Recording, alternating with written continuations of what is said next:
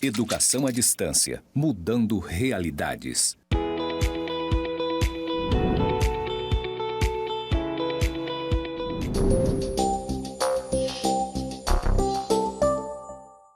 Olá, eu sou a professora Denise Tontiucci e essa é a disciplina de Economia e Mercado.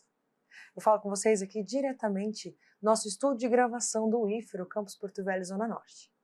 Atrás de mim tem uma tela branca com alguns pontos conectados e escrito ao meu lado aqui em letras verdes as palavras EAD, mudando realidades. Vocês podem acompanhar a nossa aula também pela interpretação de Libras aqui no canto do nosso vídeo. O sinal que me identifica na comunidade surda é esse aqui. Eu vou seguir agora para minha audiodescrição. Eu sou uma mulher branca, alta, estou usando uma camisa social branca, clara, e uma calça escura. Vamos para a nossa terceira aula da disciplina? Nessa aula nós vamos falar um pouco sobre como as pessoas interagem e como elas tomam decisões dentro da economia. Esse é um conteúdo que faz parte dos 10 princípios de economia da economia. Esse é um livro, um capítulo de um livro importante chamado Introdução à Economia, do professor Gregory Mankiw, que é um professor de Harvard, que organizou a economia em 10 princípios importantes. Na aula de hoje nós vamos estudar 4 desses 10, que é como as pessoas enfrentam trade-offs, o custo de algo que você desiste para obtê-lo, pessoas racionais pensam na margem e pessoas reagem a incentivos. Nós vamos falar sobre cada um desses princípios. O objetivo é interpretar, então, esses princípios e relacionar esses princípios a algumas decisões individuais. O Nicholas Gregory Mankiw é um professor de economia que ainda está vivo, né? Nasceu em 1958, é um professor de economia de Harvard. Ele tem esse livro, então, Introdução à Economia, é um livro muito famoso, a gente estuda esse livro na faculdade de economia, e ele fala sobre esses 10 princípios. Esses 10 princípios estão organizados em 3 grandes grupos. O primeiro grupo fala como as pessoas tomam decisões, que é o que a gente vai ver na aula de hoje. Outro grupo fala sobre como as pessoas interagem e, finalmente, como a economia funciona. Na aula 4 e na aula 5, a gente vai abordar essas outras partes dos 10 princípios da economia. Estamos hoje aqui na nossa aula 3 e vamos falar sobre como as pessoas tomam decisões. Apresentando a mesma informação de outro formato, como as pessoas tomam decisões, então, tem 4 desses importantes princípios, que nós vamos falar um por um na aula de hoje, tá bom?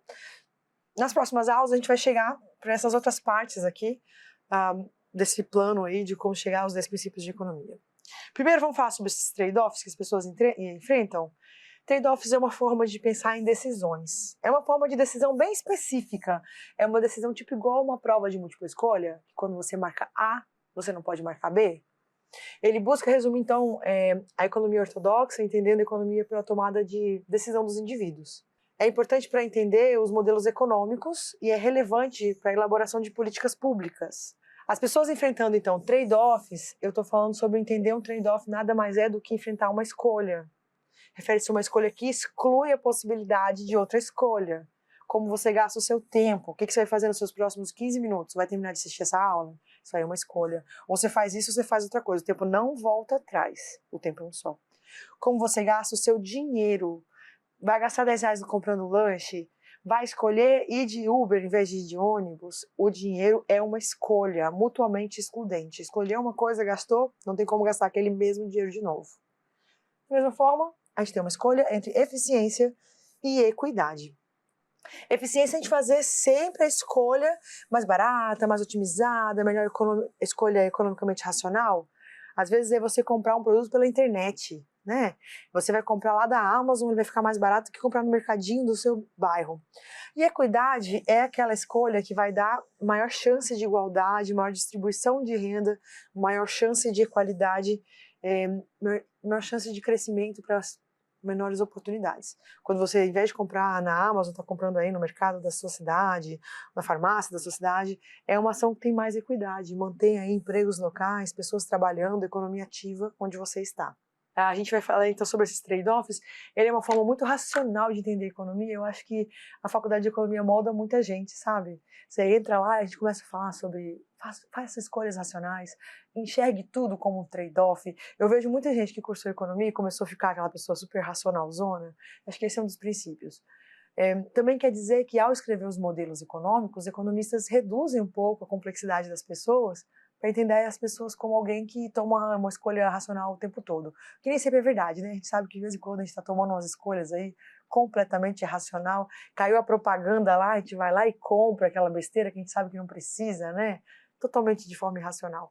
Mas para uma maneira assim, para a gente entender os modelos, a gente vai achar que a gente é muito racional na hora de fazer essas escolhas de trade-offs. Eu entendo que existem escolhas excludentes, o que eu faço com o meu tempo, o que eu faço com o meu dinheiro, o que eu faço com as minhas decisões, o que eu estudo estudar, o que eu escolho trabalhar, como eu escolho construir a minha vida, é sempre uma escolha de trade-off. Toda vez que eu escolho passar mais um tempo me dedicando a ou ficar na rede social, ou buscar uma forma de uma graduação EAD, eu estou fazendo um trade-off aí com coisas muito parecidas, que é tempo que eu passo na internet. Quando eu escolho, então, qual produto eu vou levar quando eu estou no mercado, eu estou enfrentando trade-offs aí, o que eu estou fazendo com o meu dinheiro. É uma forma de entender a realidade, é uma forma que muda a sua vida, e é como a gente entende, então, os modelos econômicos. Seguindo o princípio número 2, eu vou falar algo que os economistas chamam de custo de oportunidade. É um custo que a gente conta como custo econômico, que é o custo de alguma coisa, como aquilo que você desiste para obter aquela coisa. O que eu preciso de desistir para fazer uma faculdade EAD? O que eu preciso de desistir para ficar 1 hora olhando o Instagram, no celular? Você está desistindo de muita coisa. Pode parecer que o custo é zero, né? Pode parecer que é de graça olhar a internet no celular. Não é de graça. Parece que é de graça, mas não é, porque a gente já estabeleceu que o seu tempo ele está suscetível a trade-offs. Então, o que você faz com o seu tempo é mutuamente excludente. Se você ficou 1 hora olhando rede social no seu celular, você perdeu a chance de fazer muitas coisas com essa 1 hora. Estudar mais, se aprofundar, fazer laços emotivos com a sua família, conhecer melhor aí tua avó, que está ficando cada dia mais velha, conhecer melhor teu marido, teu cônjuge, tua namorada, fazer amizades novas, trabalhar mais, ganhar dinheiro com esse tempo. A gente sempre está tomando decisões. E parece, às vezes, que algumas coisas são gratuitas. Mas a gente vai entender aqui que nada é gratuito para a gente na economia. O que você está fazendo, então, ele tem um custo, que é o que você desistiu da sua escolha mais racional. Sempre a escolha mais racional para um economista é fazer dinheiro. Então, quando você se dedica a algo e aquilo parece ser de graça, eu sempre tenho a resposta para dizer, você poderia estar dedicando o mesmo tempo, a mesma energia a ganhar dinheiro com essas horas. Você podia estar trabalhando, você podia arrumar um emprego para trabalhar nesses horários. E isso é o custo de oportunidade, é a oportunidade que você está deixando para você usar aquele tempo, usar aquela energia, usar aqueles recursos para fazer a escolha que às vezes parece ser grátis, mas que para a gente economista nunca é. Né? Você só pode fazer uma escolha. O preço dela acaba sendo aquilo que você teve que desistir para tomar a sua decisão. A escolha ótima que você desistiu. A escolha ótima que você abriu mão. Então a gente vai calcular o benefício financeiro da escolha que eu fiz e o benefício financeiro da escolha ótima para minha situação. Nesse caso, então, até assim, as escolhas que têm custo financeiro acabam ficando muito mais caras. Né? Se você pensa assim, comprar um carro custa, vou falar um número redondo para facilitar minha conta, tá? Comprar um carro custa 100 mil reais. Para o economista custa muito mais. Não só os custos embutidos de seguro, gasolina, várias outras coisas, mas também o que você deixou de fazer de ótimo com esses 100 mil reais. Você deixou de investir. Hoje em dia, Selic nas alturas, a gente tem retorno financeiro maravilhoso, tirando 10% ao ano, 12%, 15%. Você poderia estar ganhando dinheiro com esse dinheiro que você colocou ali no formato de um carro. Então a gente vai comparar aí os custos daquilo que você abriu mão. Você abriu mão de bons investimentos para escolher ter um carro, por exemplo. E quando você não tem custo financeiro, isso também atua como verdade. Normalmente você poderia estar trabalhando e estar gerando renda naquele horário, quando você está gastando só a sua energia, achando que está fazendo uma coisa de graça. É uma forma mais racional de entender a realidade.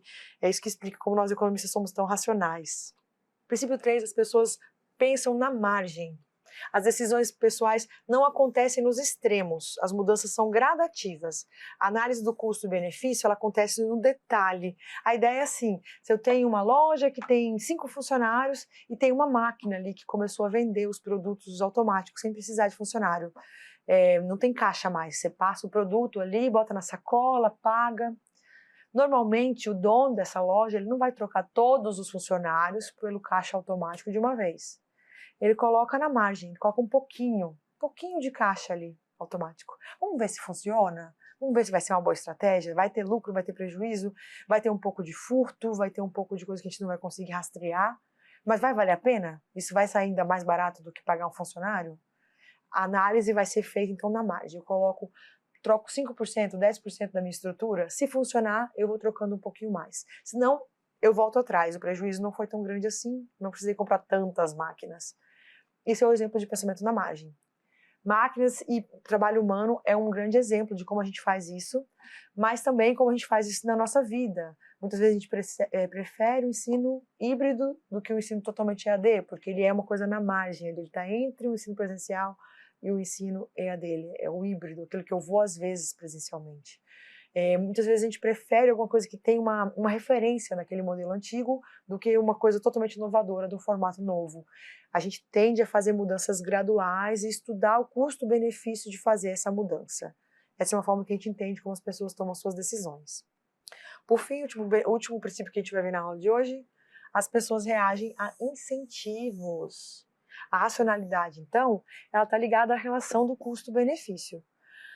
Mas, além disso, para além dessa racionalidade, existem alguns incentivos que vão afetar nossas escolhas. E esses incentivos, eles podem ser implícitos ou explícitos. Os implícitos, eles estão muito mais ligados a questões mais culturais. Alguma coisa como aquilo virou moda, aquilo ficou bem visto, isso me dá mais moral, os costumes estão se voltando para isso, eu vou ganhar algum tipo de status, alguma expectativa social se eu fizer essa escolha. E outros incentivos, eles são muito mais explícitos, como, por exemplo, pagamentos, bônus, multas, leis, contratos, né? A sociedade ela vai sendo modificada, a gente sabe como os influencers realmente influenciam, as celebridades realmente influenciam tendências, mas também as políticas públicas na forma de leis, incentivos financeiros, multas, também influenciam a nossa realidade. Com isso, a gente consegue direcionar a sociedade para algum tipo de comportamento. Por exemplo, se em algum momento a mídia, no passado, conseguiu criar uma visão bem glamurosa do ato de fumar, e o cigarro se tornou um símbolo importante de poder, quando a gente tinha aqueles filmes antigos de Hollywood, teve no Brasil principalmente uma mudança aí na década de 90, quando as leis proibiram aparecer pessoas fumando na TV e nas mídias, proibiram propagandas de cigarro e começaram a fazer um incentivo bastante explícito de campanhas, de taxação para ficar mais caro o produto.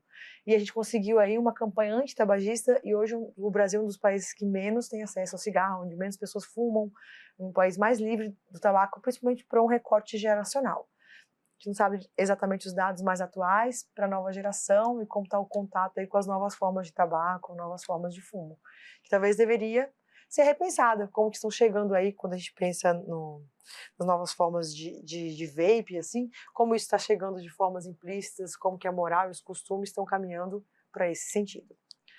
Existem milhões de outros exemplos, né? Quando uma coisa se torna chique, quando uma coisa se torna desejável, e a gente vai entrar aí muito nas campanhas de marketing, que às vezes não são tão óbvias, mas também as políticas que vão construir o lobby ao redor de algumas ações, de alguns produtos, que vão desde criação de políticas públicas até cooptando pessoas importantes para falar sobre os assuntos. E a gente vê isso sobre todos os assuntos, aquecimento global, uso de carro elétrico, até tendências de cores, padrões, e tudo que modifica a moda e os padrões de consumo do mundo. Então a gente falou um pouco sobre como as pessoas tomam suas decisões. Esses foram os 4 princípios da aula de hoje. Resumidamente, as pessoas enfrentam trade-offs, que são essas escolhas mutuamente exclusivas, o custo de algo que você desiste para obtê-lo. As pessoas raciocinam na margem, ou seja, as mudanças são no detalhe, pouco a pouco, e as pessoas reagem a incentivos. E assim a gente finaliza a aula número 3, e eu aguardo vocês para a gente continuar o nosso conteúdo.